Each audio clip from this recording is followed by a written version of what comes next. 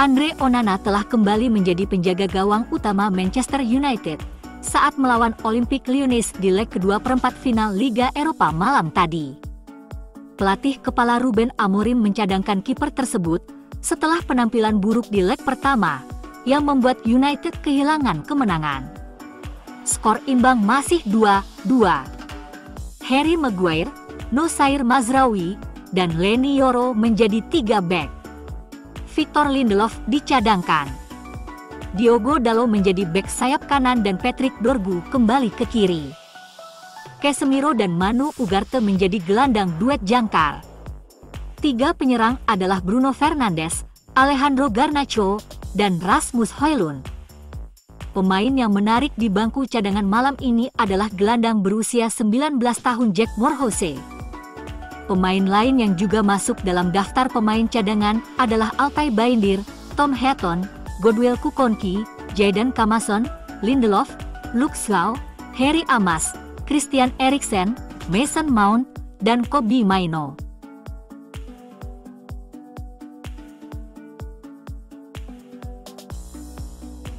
Di babak pertama, MU tampil lebih dinamis, agresif, dan terarah. Sistem Amorim yang menekankan dinamisme duo nomor 10 berjalan lancar. Di 18 menit awal, Lyon nampak tertekan dan hilang kendali. MU pun sukses mencuri gol pertama di menit 10 melalui Ugarte. Berawal dari umpan jauh Mazraoui ke arah sisi kiri pertahanan Lyon yang kosong. Bruno Fernandes berlari mengejar dan memberi bola ke kotak penalti. Bola diterima Garnacho yang melihat Ugarte tak terkawal. Umpan Garna diceploskan ke gawang oleh gelandang Uruguay. Selepas itu, Lyon bangkit mendominasi dan menciptakan sejumlah peluang emas. Onana bangkit dan tampil mementahkan semua. MU coba mencetak gol kedua, dengan Bruno mendapat 2 peluang emas, salah satunya membentur Mistar.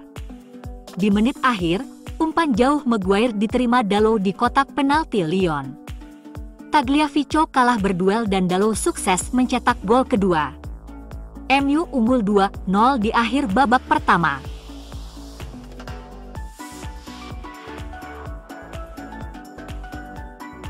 Di babak kedua, para pemain MU nampak mengendurkan tekanan dan puas dengan keunggulan 2 gol. Akibatnya Lyon mengambil inisiatif dan berhasil menyerangkan 2 gol balasan. Momentum ada di tangan Lyon untuk membalikkan keadaan, dengan pemain MU jadi tertekan. Namun, di akhir babak kedua keberuntungan menghampiri setan merah. Tanpa sengaja Tolisso, yang mencetak gol pertama Lyon, menyentuh Yoro yang dalam posisi menyerang. Kartu merah dilayangkan, dan Lyon bermain dengan 10 pemain. Laga harus dilanjut ke perpanjangan waktu.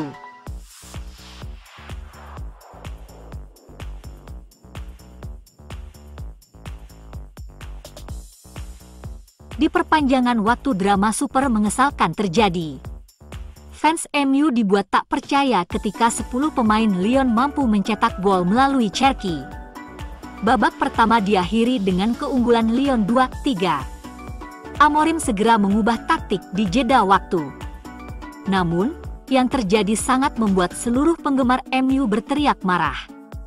Kecerobohan MU membuat lawan mendapat penalti dan dieksekusi Lacazette, membuat Lyon unggul 2 gol. Sekarang MU yang tertinggal 2 gol. Dan seluruh pendukung MU harus berterima kasih kepada Bruno Fernandes. Ia memimpin pasukannya dengan gairah.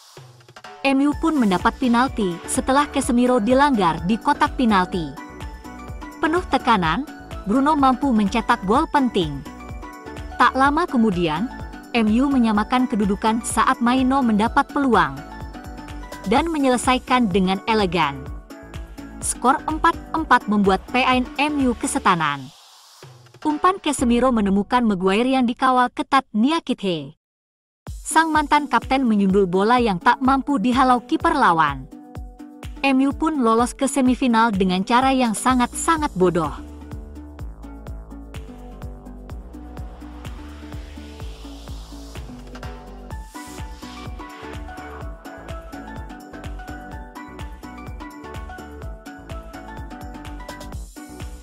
Sejumlah klub dikabarkan telah mengajukan penawaran kepada Manchester United terkait gelandang berbakat mereka, Jais Fitzgerald. Fitzgerald bergabung dengan United saat masih sekolah dan terus berkembang di jajaran pemain muda, tampil untuk tim U18 dan U21 musim lalu, meskipun absen cukup lama di musim ini karena cedera. Gelandang tersebut tampil 16 kali dan mencetak gol untuk tim U18 musim lalu saat mereka memenangkan treble. Ia bermain 6 kali untuk tim U21. Sejauh ini, Fitzgerald telah tampil 18 kali di semua kompetisi, dengan 2 assist dalam periode tersebut. Ia pada dasarnya adalah gelandang, tetapi juga dapat bermain dengan sangat efektif di lini pertahanan. Kemampuan serba bisa merupakan salah satu kelebihan terbesar pemain berusia 17 tahun ini, dan ia sering dibandingkan dengan legenda Barcelona, Sergio Busquets. Mirip dengan Fitzgerald, Busquets mampu bermain di lini pertahanan dan lini tengah, meskipun ia lebih menyukai peran sentral.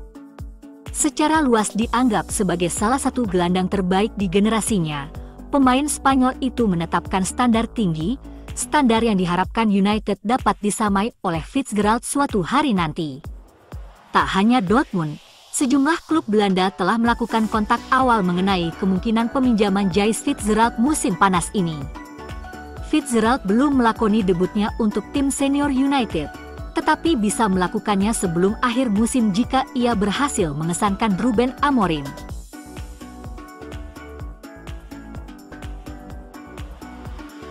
Manchester United menginginkan penyerang baru musim panas ini, dan Christopher Fifel pasti akan memiliki pengaruh besar pada setiap transfer yang masuk. Gol telah menjadi masalah bagi Manchester United sepanjang musim ini. 38 gol dalam 32 pertandingan Liga Primer tidaklah cukup baik, dan United harus menemukan lebih banyak gol musim depan. United tertarik pada Matheus Cunha, dengan bintang Wolverhampton Wanderers tersebut mewakili opsi yang cemerlang sebagai pemain nomor 10. United juga membutuhkan seorang penyerang, dengan Rasmus Højlund sekarang menarik minat klub-klub di Italia. Hugo Ekitike dari Eintracht Frankfurt masuk dalam radar United, tetapi penyerang Bundesliga lainnya bisa menjadi prioritas yang lebih besar. Direktur perekrutan United, Christopher Fifel, berada di tribun untuk menonton Benjamin Sesko dan RB Leipzig melawan Wolfsburg pada Jumat malam. Fifel membantu merekrut Sesko untuk Red Bull Salzburg saat berusia 16 tahun, dan kemudian berperan dalam merekrut striker itu untuk RB Leipzig pada tahun 2022. Fifel mungkin ingin merekrut Sesko sekali lagi, dan kehadirannya di tribun pada hari Jumat mungkin menunjukkan bahwa United secara serius mempertimbangkannya untuk musim panas ini. Fifel hampir pasti membahas soal kepindahan saat ia bertemu Sesko, tetapi dia bukan satu-satunya orang yang memiliki pengaruh besar. Direktur teknis United Jason Wilcock akan memiliki peran besar untuk dimainkan. Dan dia dapat mengandalkan masa lalunya di Manchester City. Para pengambil keputusan United mungkin memiliki favorit pribadi mereka sendiri ketika merekrut seorang striker, tetapi harus bersatu untuk menemukan orang terbaik untuk pekerjaan itu, menjelang musim penuh pertama Amorim sebagai pelatih. Ruben Amorim memiliki peluang untuk mendatangkan beberapa pemain baru saat jendela transfer berikutnya dibuka. United harus membuat keputusan besar terkait posisi penjaga gawang mereka musim panas ini. Andre Onana dicadangkan untuk pertandingan terakhir mereka melawan Newcastle United dan masa depannya mungkin masih belum pasti sekarang.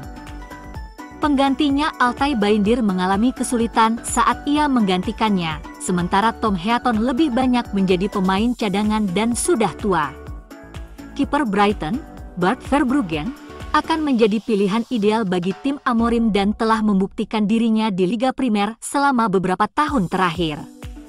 Di usianya yang baru 22 tahun, ia masih muda dan memiliki banyak potensi untuk menjadi lebih baik di masa depan.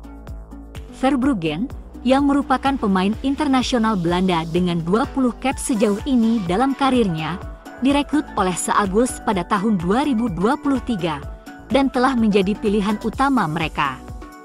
Ia telah tampil sebanyak 60 kali di semua kompetisi, 33 diantaranya pada musim ini, dan telah menjadi pemain yang dapat diandalkan.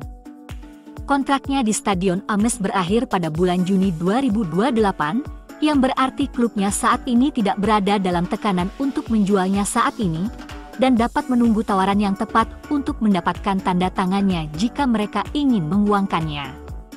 United harus mencoba dan menggunakan seorang pemain sebagai bagian dari kesepakatan pertukaran dengan Brighton untuk Verbruggen. Itu akan membantu meringankan beban kehilangan aset utama bagi Seagulls. Itu juga berarti mereka mendapatkan sesuatu sebagai balasannya yang akan menjadi dorongan.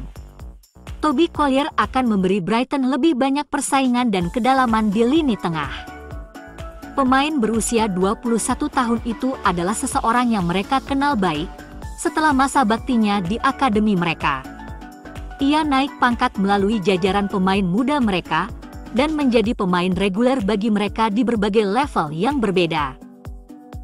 Faktanya, pemain kelahiran Woking itu bermain untuk tim U18 mereka pada usia 15 tahun sebelum pindah ke utara saat United memanggil. Sejak itu ia terus berkembang dan telah memainkan 13 pertandingan untuk tim utama Setan Merah. Bergabung dengan Brighton akan menjadi langkah yang paling masuk akal baginya, daripada duduk di bangku cadangan.